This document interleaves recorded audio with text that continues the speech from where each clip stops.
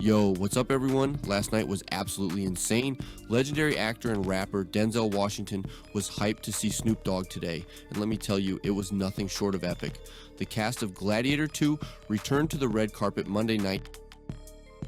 Picture this, top tier stars, glamorous outfits, and the best vibes you can imagine. The energy in the air was electric.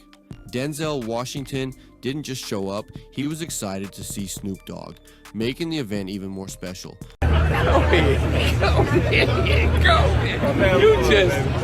You just, I enjoy how you enjoy life. Thank you very much. The crowd went wild. The man knows how to make an entrance and he didn't disappoint. But it wasn't just about the stars. Denzel was in the crowd, signing autographs and making sure everyone was having a great time. Imagine getting an autograph from Denzel Washington himself. Unreal, right?